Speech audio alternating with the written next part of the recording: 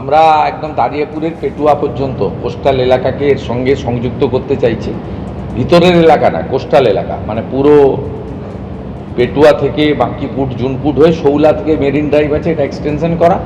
আর marine drive সব জায়গায় ওই পিএনজিও সাইড মতো ছোট রাস্তা হয়ে গেছে, ওটা মেরিন ড্রাইভ বলে না। আমি ডিএসডি এর ইওকে পিডব্লিউডিকে বলেছি, ডিএম সাহেবকে বলেছি মনিটরিং করতে, চেন্নাই এবং মুম্বাইয়ের মতো মেরিন ড্রাইভ করতে। অন্তত 4 লেন তো সম্ভব নয়, 2 লেন যেতে হয় এবং এটা এক্সটেনশন করতে পেটুয়া পর্যন্ত। দীঘাতেও মুম্বাই চেন্নাইয়ের মতো চওড়া মেরিন ড্রাইভ ঘোষণা মুখ্যমন্ত্রী শুভেন্দু অধিকারী।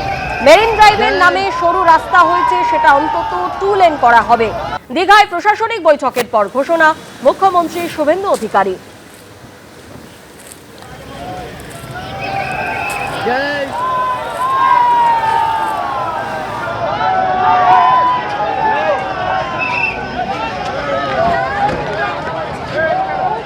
বিদ্রোহী তৃণমূল সাংসদরা তারা বলছেন যে এবার তারা কেন্দ্র রাজ্য একসঙ্গে উন্নয়নে সামিল হবে। এতদিন যে উন্নয়নের কাজ আটকে ছিল, এনডিএর শরিক এনসিপিআই এর সঙ্গে মিশে গেল তৃণমূল সাংসদদের বিদ্রোহী ব্লক। লোকসভা স্পিকার ওম বিড়লার সঙ্গে সাক্ষাৎ এবং তারপরেই তার সিদ্ধান্তের কথা চিঠি দিয়ে জানালেন তৃণমূলের বিদ্রোহী সাংসদরা।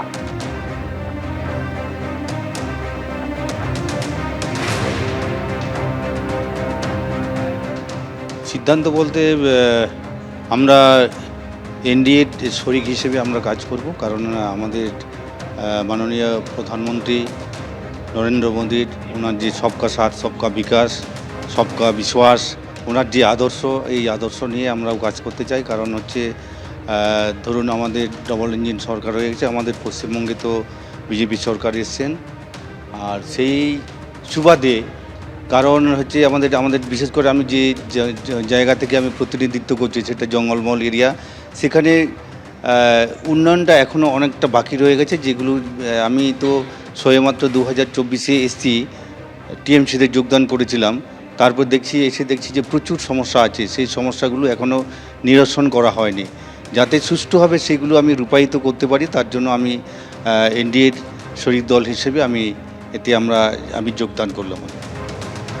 সকাল থেকে যে প্রশ্ন ঘুরপাক খাচ্ছিল যে আইনি প্যাচ এড়াতে তৃণমূলের এই বিদ্রোহী ব্লক তাদের নতুন কৌশল কি হতে চলেছে, সেই জায়গা থেকে যে সম্ভাবনা উঠে আসছিল যে ত্রিপুরা বা অসমের কোনো দলের সঙ্গে তারা মিশে যেতে পারেন, সন্দেহ হতেই ছবিটা পরিষ্কার হয়ে যায়। ত্রিপুরার এনসিপিআই এর সঙ্গে জুড়ে গেল তৃণমূল সাংসদদের এই বিদ্রোহী ব্লক।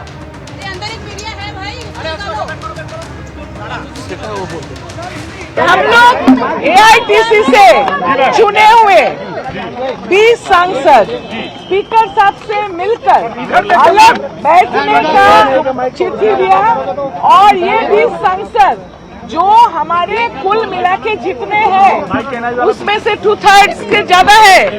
हम ये जो जुट appeal nationalist party of India से, उसके बाद क्या होगा, हम काम करेंगे राष्ट्र के लिए और प्रधानमंत्री के नेतृत्व में एनडीए के साथ हम लोग काम करेंगे। एबीपी आनंद एगिए थाके एगिए राखे।